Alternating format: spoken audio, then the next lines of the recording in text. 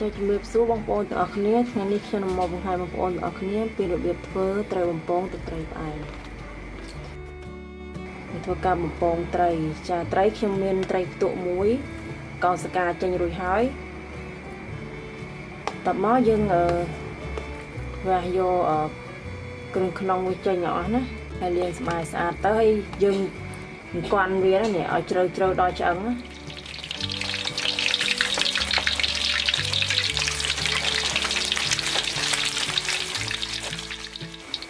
ចូលបងប្អូនបន្ទាប់ពីត្រីយើងបំពងបានឆ្អិនក្រៀមល្អហើយយើងស្រង់វាចេញទៅណាចាសសូមបងប្អូនជួយចុច Subscribe Channel ថ្មីរបស់នេះខ្ញុំមួយផងហើយបងប្អូនមើលការណែនាំ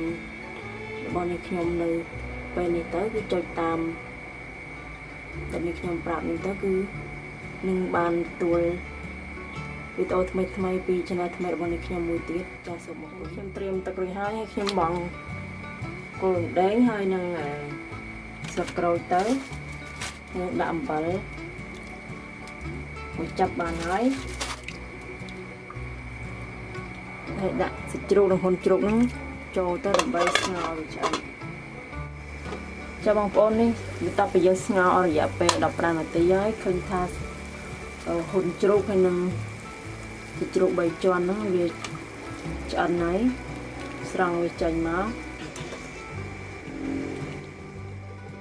ចាចំណែកអានេះគឺជាផ្នែកនៃទឹកត្រីផ្អែមណាគ្រឿងផ្សំវាមានទឹកត្រីចាចំនួន6ស្លាបព្រា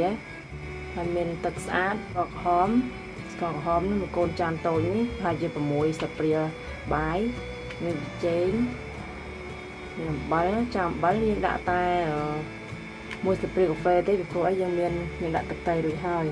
យើងដាក់អំបិលនេះដើម្បីកុំឲ្យវាផ្អែមវាភ្លាវសណ្តែកដីសណ្តែកខ្ទឹមសចិញ្ច្រាំរួចហើយខ្ទឹមក្រហមហាន់វាស្ដើងហើយដូចគ្នាមានស្លឹកខ្ទឹមមានម្ទេសក្រូចឆ្មាតោះយើងដាក់ទឹកត្រីហើយបងប្អូនត្រីដាក់ស្ករ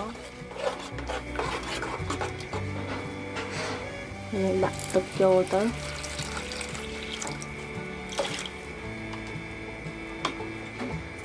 តមកដាក់អំបិលហើយប៊ីចេងមួយកូនស្លាបព្រាកាហ្វេហ្នឹងទៅណាចាឥឡូវនេះយើងភ្លក់ទៅថាវាផ្អែមប្រៃល្មមហើយយើងបិទភ្លើងទៅណាយើងអាចដាក់ខ្ទឹមសខ្ទឹមក្រហម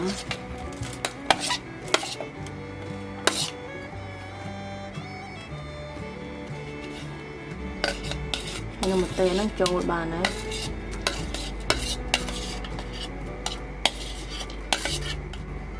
ហើយច្របាច់ក្រូចឆ្មាចូលទៅ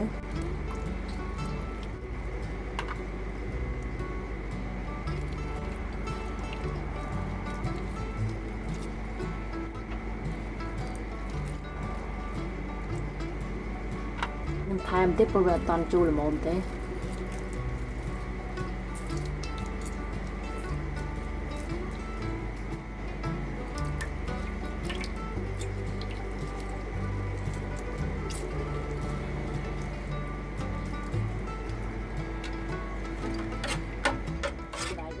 ចាំយើងដាក់ចានចាំយើងរោយវាដាក់ពីលើណាចាំបងប្អូនចំពោះគ្រឿងក្រៅទាំងអស់ហ្នឹងគឺរៀបរយហើយណានេះទឹកជ្រលក់ខ្ញុំដាក់សណ្តែកដីហើយនឹងស្លឹកខ្ទឹមទៅគឺវាខាប់ល្អចានេះបងប្អូនតើមកខ្ញុំភ្លក់ណាដល់វាឆ្ងាញ់ប៉ុណ្ណា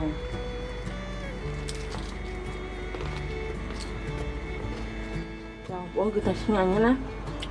រសជាតិគឺល្មមហើយបងប្អូនក៏អាចធ្វើតាមខ្ញុំហូបបានដូចគ្នាណាគឺវាមិនជាពិបាកអីទេចំពោះបន្លែផ្សេងយើងអាចដាក់តាមចំណូលចិត្តដែលយើងចង់ហូបអីក៏បានដែរណាស្ពៃក៏បានអត់មានសាឡាត់ណាចាអញ្ចឹងនេះខ្ញុំក៏សូមអរគុណបងប្អូនផងដែរដែលតាមដានទស្សនារាល់វីដេអូរបស់ខ្ញុំហើយបងប្អូនកុំភ្លេចចុច Subscribe ផងណាដើម្បីទទួលបាននូវវីដេអូថ្មីៗជាបន្តទៀត